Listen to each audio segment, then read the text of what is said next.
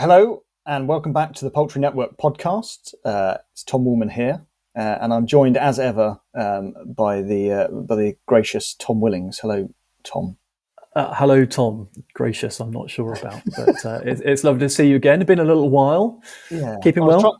I was trying to big you up, and just gracious was the adjective that popped into my head at the moment. But yeah. To be honest, it's better than bald, and that's the adjective that I most get slapped with. So sometimes we've got to vary anything it a else? little bit, haven't we? Yeah. Good man.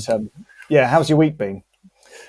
Well, I'm in new digs, really. We're relatively new in new house. You can probably see that I've got my arms folded because I'm freezing cold and the weather's got chilly, hasn't it? And I haven't really mastered the heating. So, my week has been furious with activity, simply as a way of keeping warm. What about you? I've had a good week. Doing a bit of travelling as per normal. I've been to a couple of Aviagen Roadshows this week, which has been good and enlightening, and they're just great events to see a whole range of people.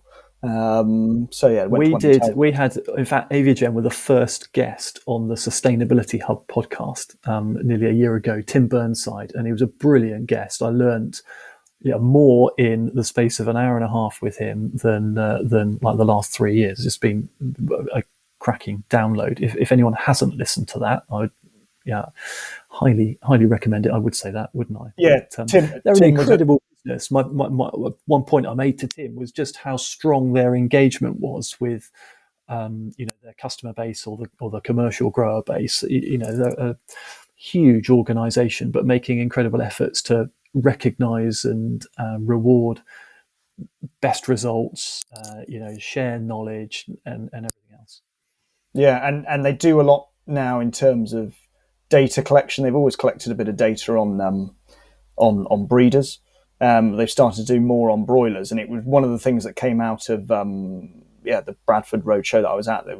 The UK is doing really well in comparison to other European countries that they deal with in terms of broiler performance. We're saying some of it is probably linked down to the down stocking that's going on with a lot of the sector at the moment, but that doesn't account for all of it. Whether people are making a reasonable margin, and that's allowing them to invest money back in performance, in chemicals, in concrete, in all these little things that add up to improving performance. But that was quite interesting. Now that they're starting to pull through some of that data, it's really quite insightful. I was interesting stuff. One of the other things that I've started doing, I'm dabbling in sheep farming now, and what? So, well, hear me out. So, as I work in the poultry industry, and everyone knows that whoever works in the poultry industry, whatever contract you sign, you're not allowed to keep any feathered pets, birds. No ostriches in the garden. Or I have a confession to make, but we'll come back to it at the end of your sheep sermon. So I've gone ahead and I've got sheep, and I used to sheep actually were what got me into farming when I was 17, 18. So it's been a bit of an ambition to get some back. And I've got from a few different sources. I've only got 10, but I've got 7 white sheep, which are Beulah crosses. Nice speckled faces. Got them from a friend of a friend, and then also I've got some Black Welsh Mountain sheep. But the trouble is they're not integrating. So we had the white sheep arrived, and then next weekend the black sheep turned up, and the black sheep came off the trailer and trotted into the field. And they own the place. Well, and you would have thought that I don't know, you just put 3 lions into the field with these other sheep, and they just started running. Sorry if you can hear that noise. That's are you drilling? Well, it's not me drilling. It's my neighbour's getting a new kitchen, so you'll have to bear with me. But yes, they started they started running away, and this was a week ago. I've gone back. They're still not integrating. I still go down. They're still sat in different parts of the field. you've had 10 sheep for a week. Are you sure you've still got 10? No, I have. I've counted them. Yeah. Why are you suggesting I'd have more or less? The rumor is that sheep sort of die for fun, and a week going by seems like quite a long time in a sheep's lifespan. Yeah, I've got I some did. amazing looking sheep out of my window. I've got some valets next door. They don't belong to me, and they're in a the same field as a herd of wagyu. I don't know what you call I'm going to guess they're about 8 months, 9 months old. Mix of beef cattle, but yeah, astonishing looking things, complete with their probably 20 valet sheep. So yeah, Oh, well, that's very Warman good. by name, Warman by nature, eh? Very good. Well, absolutely, yeah. Well, I'm already looking forward to trying to shear them next year. That would be good fun. Yeah. But one thing that did make me think a connection with sheep and poultry is I get the Rare Breed Survival Trust newsletter through periodically on my email. I know And where you're actually, going with this. yeah, one of the things that I saw this week was there was a note on there saying that poultry keepers are being advised not to graze sheep and cattle. Well, that was of course poultry. news from our conference last time I saw you, Poultry Network live conference. Gordon Hickman OBE giving a very stark warning, and I think probably an unexpected warning to people, saying they should not, as you say, co-graze or share the same space. That's got the potential to turn into a much bigger discussion, I would suggest. I don't know, you'd be completely guessing as to what proportion of free range or organic egg producers have got livestock on range for whatever proportion of the life cycle of either species, I suppose, thinking about it. But I would imagine a fair chunk of them It'll be a lot, won't it? co-grazing. Because Yeah. a lot of the expansion for free range sites has come on to farms with land and with livestock. As a way of developing their business, hasn't it? So I'm sure there's an awful lot of crossover out there. Yeah, I think the tension will come when you say, right, if it were to transpire that policymakers would say, no, you cannot do that. That's not just ill-advised, that's against the rules. Then, the obvious question is what takes priority? Is the poultry the priority, or are the livestock? And I would guess that in their heart of hearts, many farms that keep birds still see themselves as, the original livestock species. Keeper first and foremost, and the birds can either stay indoors or they can jog on, because the cattle are going to be there a long time after the birds have gone. I wonder how many people are building laying hen farms thinking that this is now a lifelong generational choice. Not many. Whereas you talk to a lot of farms who, they've inherited herds from their forebears, and they fully intend and fully respect, intend to pass them on to their successors. Yeah, I mean, it's really a question of identity, isn't it? And you're right. Different farming families will develop their own identity over various generations. Yeah, this is what we're into. This is what father or grandfather started, and this is what we're carrying on with. So you're right. If you put sheep and cattle up against laying hens, even if the laying hens are making money, it's not always about the money when these decisions are made. So that would be an interesting. It's only the free range element of it that's in jeopardy, isn't it? The potential is there to say, well, there's a demand for barn eggs, so if it really is a case that it's one or the other, then the way to have both is to not have the birds going outside. Job done. I one of the things I saw this week, and I don't know if you caught it, was the BBC documentary on Monday about the next pandemic. So I'm going to try and remember the professor's name accurately. I think it was Chris Van Tullacombe, and he was, kind of spent an hour trawling the world looking for the next thing that was going to kill us all. Kind of inspired by COVID, and he spent a lot of time talking about H5N1, and I think he sort of speculated that was his favourite, and as in odds on, his favourite thing to kill us. Yeah, not kind of personal choice, but what he saw as the most likely threat. And a lot of the program focused on what was going on in the US, and I think there's over 1,000 dairy herds that have been infected by H5N1, and the scientists interviewed on the program were really quite shocking in saying, these are the things that keep us up at night. These are the things that, as virologists, cause us sleepless nights, because the infection in cattle and the survivability of that virus in laboratory conditions, I guess, in the equivalent of human nasal passages, which then allows the virus to be airborne and therefore to be at a much greater risk of fast and far spread. That bovine strain is much more survivable in those conditions, and it's a very significant step in the direction of an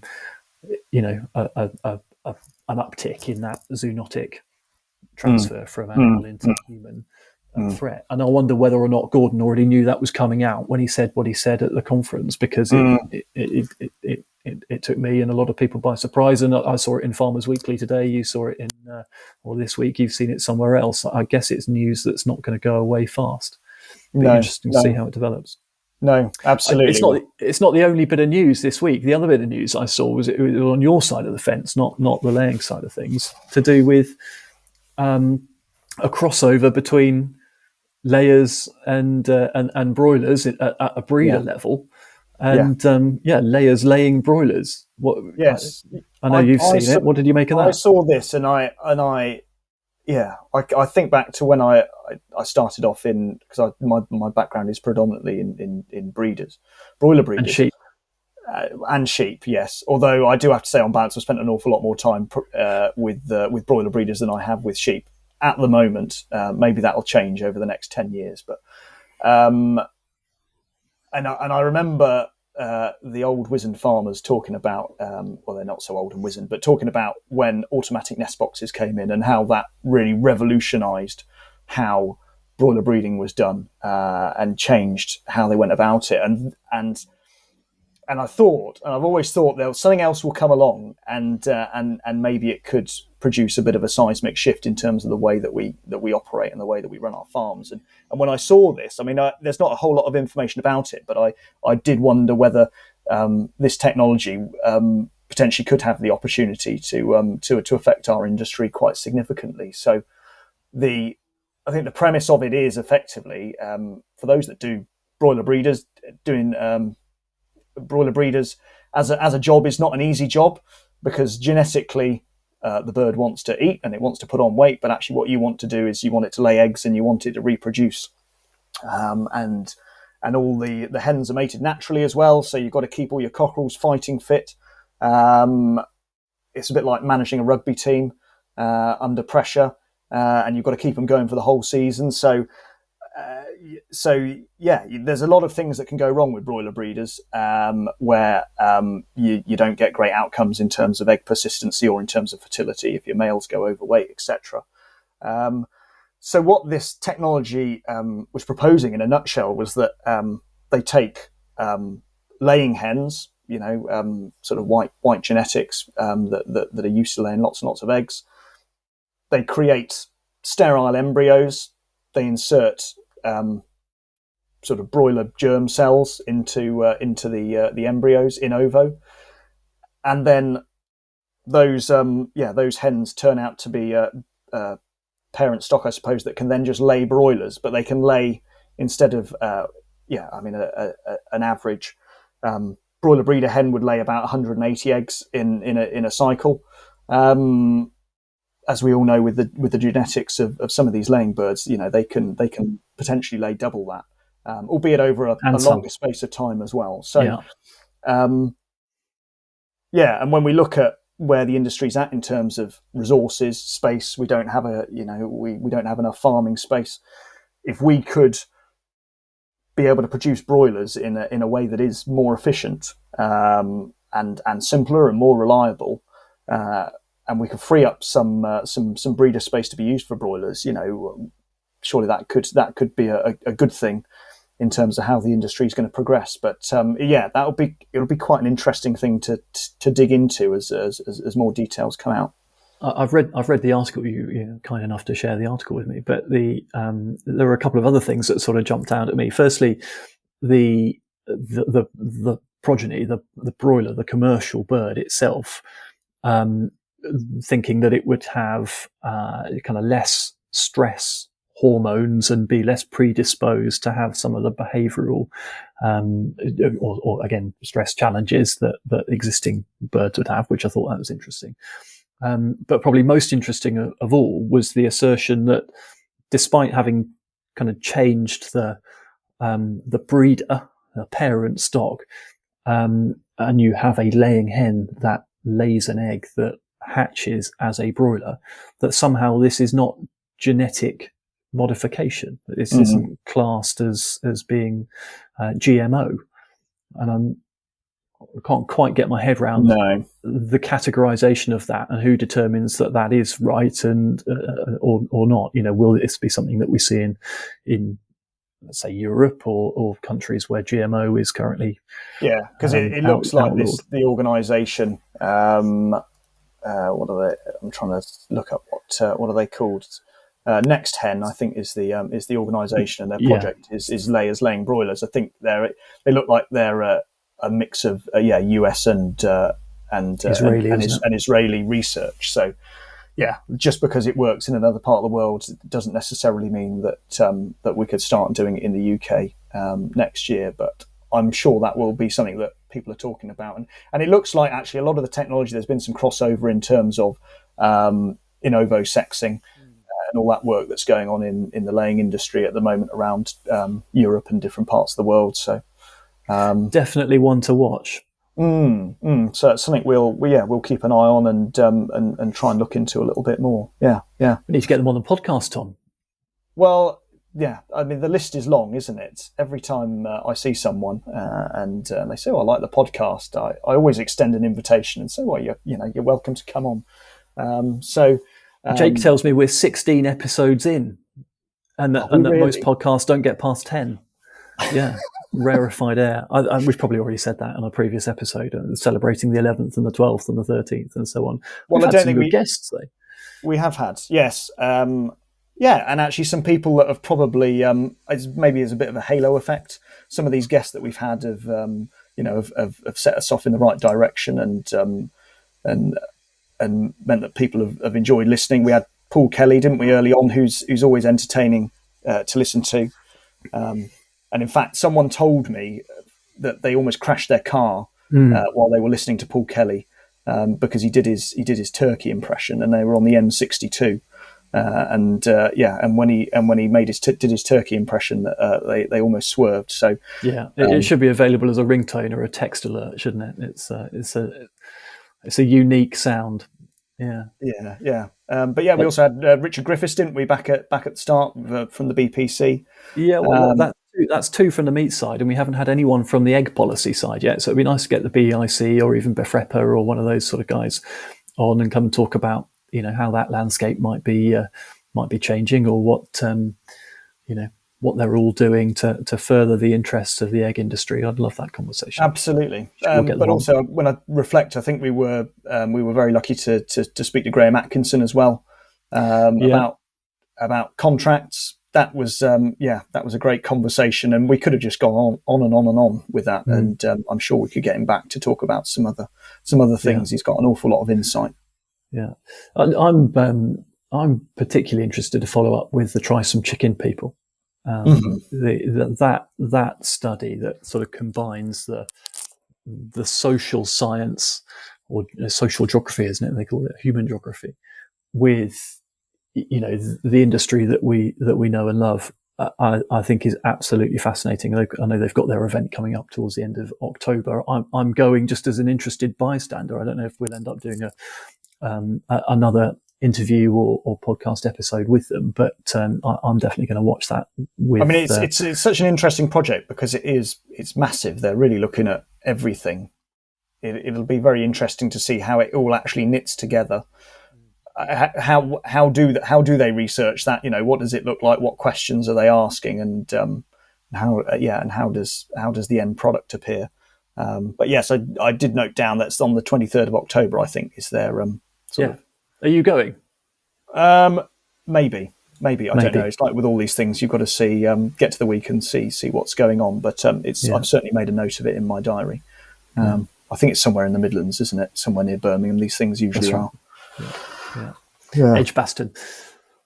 No, it's been a good 3 months, Tom. I've enjoyed it. We ought to do more of this chit chat. I know we talked about the format, and on reflection, some of our interviews have been a bit kind of, they start and they finish with our guest, and that's the end of it. And it'd be nice just to have an opportunity to chew over some of the things that we've learned or talked about on each episode. And so I guess that's something that we'll be looking at in futures. And try and provide a little bit of context. Sometimes when you're speaking to people or you're interviewing people, they'll give their side of the story, won't they? And we know that actually quite often there's a bigger picture, and it would be nice to spend a little bit more time talking about that bigger picture and filling in a few more of the dots for people. So if you are listening, and I guess watch out for the changes, isn't it? That's see how we shape it. And I guess thank you to everyone that has provided us with positive feedback. Please keep on with the feedback and let us know honestly. If there are things that you think we could change or things you'd like us to do, then don't hold back and let us know. Don't be so polite. We want to hear the bad stuff too. Yeah. Although I'm already regretting saying that, because I'm going to be involved in some fairly forthright conversations, I'm sure, at the next social event that I go to now. I've just given someone carte blanche to go to town on my presenting style, but I think your bigger issue is the sheep admission. Yes, and I sent someone a picture saying, "Look, I've got some sheep," and they replied and they said, "Well, I can't see a shovel in the picture. You're going to need one of those." So we'll see. I'll every week maybe I could do a sheep count and I could let you know have I still got 10 or are they diminishing? But exactly. I told you I had a confession of my own, and that the people in our industry ought not keep poultry. I didn't know it at the time, but we've moved in and subsequently found that we have a peacock. only one, but it's about this time of day. We're recording 10 to 2, and he tends to arrive at the window, taps on the window with his beak. Quite a shock the first time that happened, let me tell you. Is he waving at you with his tail, or waiting? It sort of stands on one leg, and then he's got these incredible spurs halfway up his hock, and he rests his non-standing foot on that, and peers through the window as if to say, "What are you doing in my house?" Well, they can be quite vocal, can't they, peacocks?